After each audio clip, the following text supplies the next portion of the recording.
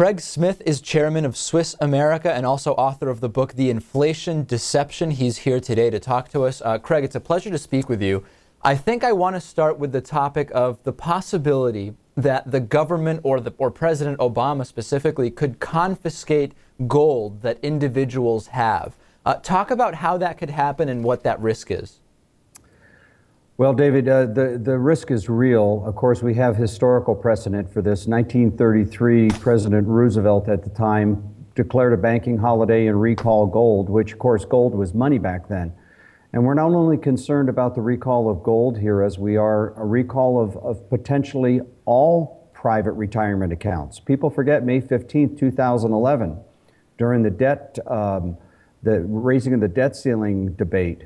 Our Secretary of the Treasury, Mr. Geithner, actually took money from the federal employee pensions in order to pay the bills. So there's this big move towards privatization of retirement accounts. So not only gold. When I read about this and looked at some of your information, I was also really concerned, and I actually started looking into this in more detail. And I had a subsequent concern come up, which was the question, I'm a skeptical guy, and is, are a lot of companies that have an interest in people buying more gold and silver trying to confuse or use emotional arguments to scare people into buying more gold and silver? Let me give you one example. A couple months ago, I spoke with Ann Trimble, and she's the CEO of Southlake Gold and Silver.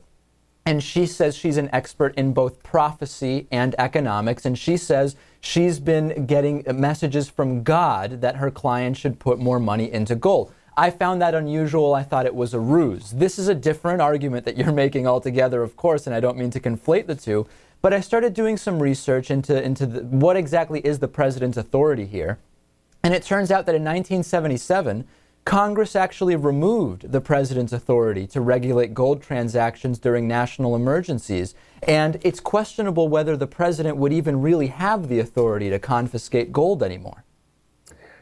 Well, I disagree with the analysis of 1977, and far be it for me to suggest some God speaks to Ann Trimble or not. That's good. I do know in the industry, David, that there is, and you're spot on. There are a lot of people that are taking this issue to try and scare people, to make them fearful that the government will come in and take everything away from them. I'm not in that camp. I don't believe in buying dehydrated banana chips, machine guns, and Krugerrands and waiting for the end of the world to come. Sure. But there is a move afloat to try and gain money to be able to take care of the future deficit problems that we have in America. That being said, we do have precedent under the 1933 executive order, which you're saying basically expired in 77, which is in essence what happened.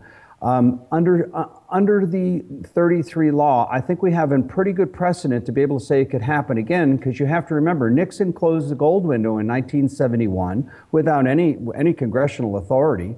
From 1971 to 1981, we saw a doubling of prices. And I don't want to get too much into the weeds with your viewers, but suffice to say, we're already using financial repression, very similar to what we did after the Second World War, which culminated in the inflation in 1980. To try and gain the money or gain the ability between the private sector, the corporate sector, the government sector, and taxations to be able to pay this overhanging debt that we have. So, to answer your question, no, I don't think it's that far-fetched to believe that not only gold could be recalled, certain forms of gold, primarily bullion. But I think even what you just said there, you mentioned primarily bullion is most at risk.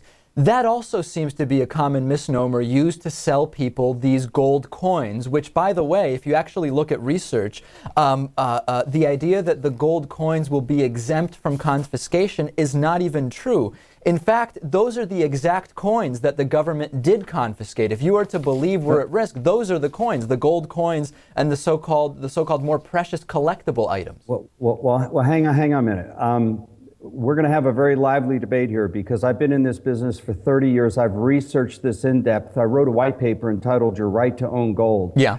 And so I disagree with your characterization, David. Okay. You got to keep in mind that a 1 ounce gold coin, which was a $20 gold piece of which you speak, right, was priced, the price of gold at the time was $20.67 an ounce. So that's Therefore, it did not have a special recognized value to the collector of rare and unusual coins, which is Section 2B of the Recall Act. So let's be specific that A $20 gold piece, a $20 bill, and an ounce of gold were all the same thing in 1933. That's right. Today, I personally placed a proof high relief St. Gaudens that has 1 ounce of gold in it that sold for $2.5 million. So I think that has a special recognized value. So yes, I would agree that there are a lot of people out there that are using this ridiculous, felonious 15% rule. I'm sure you've heard about it, that if a product sells for more than 15% of its melt value, it's non-confiscatable.